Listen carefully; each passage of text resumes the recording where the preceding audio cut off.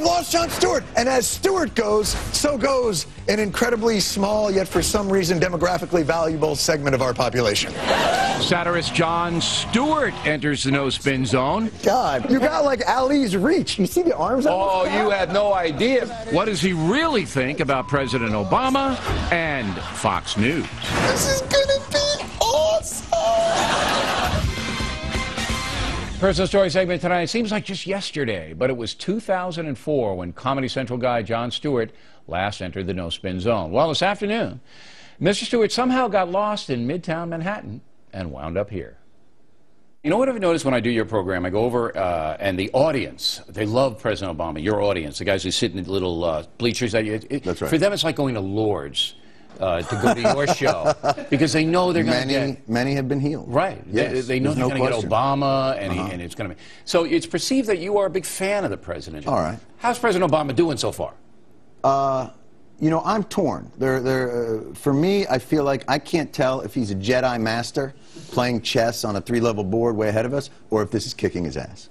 So you really don't know? For one thing, those types of broad analysis, you know, how's he doing? It doesn't lend itself to a very easy answer. I think there are certain areas that he seems to have made progress or stabilized certain areas. I'm appreciative of the fact that he has tried to re-engage the regulatory mechanism of the government. Wow, the regulatory mechanism. That's way over my head. The mechanism. What is that? And you're 6'5". Yeah, and I had no idea what you just That's said. like I was throwing to Marcus Colston. I mean, that was like jumping out there. So what is the idea that we would have people there checking if there was lead in our toys. Okay, so protecting the folks using the federal government's power. He's made strides in doing that. You know, that's a pretty smart analysis. You know, a lot of people don't think you're smart. Thank you very much. Wow. Did your writers come up with that, or did you? No, they're in my pocket. All right, so you think that he's doing okay in some areas. Certain jobs. And not okay in others. Give me a not okay. I think he has decided that Congress is an equal branch of government. Huge mistake. You can't just walk in there as the next guy and say, let's go back to power sharing. 3 equal branches. No good. No. Right. You got to go in there, my friends. You want to pass a law I don't like? Signing statement. Here's how we're going to do health care. Boom, boom, boom. You don't like it? You get in line. So he's been too much of a team player. It allows too much room for different narratives to take hold. For instance, a narrative that might emanate from, you know, the no-spin zone. From here. From a news organization. You know, that's actually of another astute point, and you've shocked me twice now with the regulatory thing. By the way, thing. did you notice I used the word ilk? I did, but I ignored it. Right. But anyway, so you say that President Obama, instead of driving home a few pieces of legislation so that everybody can understand what he's doing, that's right. Using the bully pulpit gathers too many people under the tent, and there's too much discussion, thereby leading to too much sniping, and you don't get anything done. If you allow too much nitpicking on the edges of legislation, it will be necessarily turned into a type of lobbyist gruel. Lobbyist gruel? Lobbyist gruel. That's the porridge that the lobbyists would eat. Excellent. Without making a strong case to the public, you have no leverage because the real power takes place. Let me distill this so either I can understand it. Can we get the table? Can we get the table, what I'm doing? You see what I'm doing here? Yeah, I see it. That's what's going on here. Okay. It's very impressive. Now I'm a spider. You want some crayons? We can do that. Good. What about these evil Republicans blocking everything he does? They don't, you know, those Republicans, they don't want anything. Right. They want nothing. Why do we put up with these people? Well, I would think you put up with them because this allows you to consolidate your power. My power, personally, you mean? And the Fox organization, which is... You think it's just Republicans? Yeah, no, the shadow government.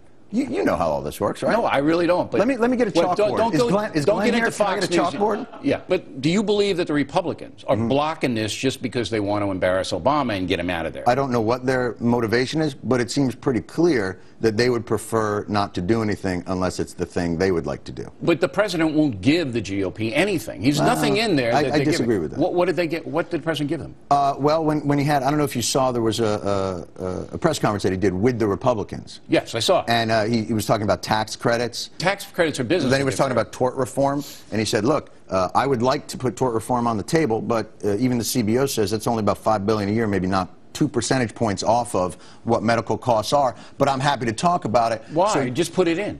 Just as you said, he's talking about it too much. Just put it in. he hasn't put anything in. That's what why I'm the saying. Republicans don't like it. They say, give us something. That's not why the Republicans don't like it. He has given them many different angles. For instance, even in the stimulus plan, a full third of that was tax cuts, which you would think, it was like at the State of the Union when he said, and we cut taxes for 95% of middle-class Americans. And everybody clapped, and the Republicans just sat there like this. Tax cuts, that sounds vaguely familiar. Washington Post, Howard Kurtz, says that Yeah. you're now being too tough on Barack Obama. Stewart has clearly become an important cultural arbiter. All right? He's pulled off the trick of being taken seriously when he wants to be and taken frivolously when he wants to be. Now, the statement that you have become an important cultural arbiter. Yeah, there's a lot to unpack in that one as well. That is frightening, though. Do you understand the implications of you being important in any context? Well, I think my family loves me. I mean, if that's what you're suggesting. I'm just stunned that this has found its way into print. Listen, Mr. Rowe, I'm just happy to be in the major leagues here. Thanks for calling me up to the show. Listen, I don't take any of that stuff seriously. When you deliver your stuff, are you cognizant of the fact that your audience are primarily stone slackers who love Obama? And when you criticize Obama, all right, you may be turning on them. We don't think about who is receiving it. We think about how it feels to us. All right, so we if have an it's funny internal to you, barometer. you're going to do it. That's right. Okay. Or if it feels like a valid piece of absurdity to put out there, we vet things internally.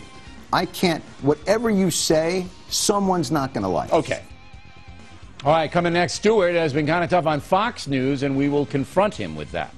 Continuing now with the personal story segment, my interview with Jon Stewart, which we conducted earlier today. As you may know, Stewart has been kind of tough on Fox News.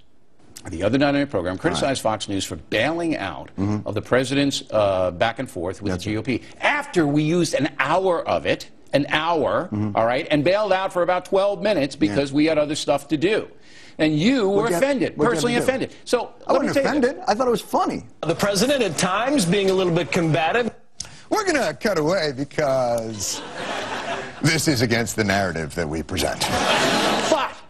But, Stewart. Oh, my God. On election night... You got like Ali's reach. You see the arms on Oh, you had no idea, It's like dealing with Dikembe Mutombo, trying to argue with... You're giving me one of these. But, no. On Massachusetts vote night, when we covered Coakley's speech in the entirety. Yes. When we covered the winner's speech in the entirety, Brown. Yes. Okay? And the other CNN and MSE didn't cover Brown. I should have. You didn't say a word, did you? You're absolutely right. I rest my case.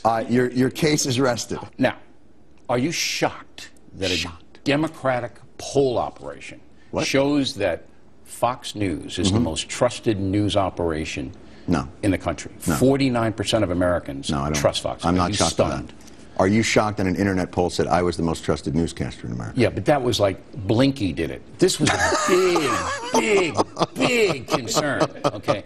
And somebody told me off the record that you were one of the 49% that believe Fox News is the most trusted news organization. Here's what I believe. Fox News is the most passionate and sells the clearest narrative of any news organization, if that's how are you still referring to it in that manner? Yeah, it's a news organization. Right. That's how the poll referred to it. No, I'm sure nobody had any problem.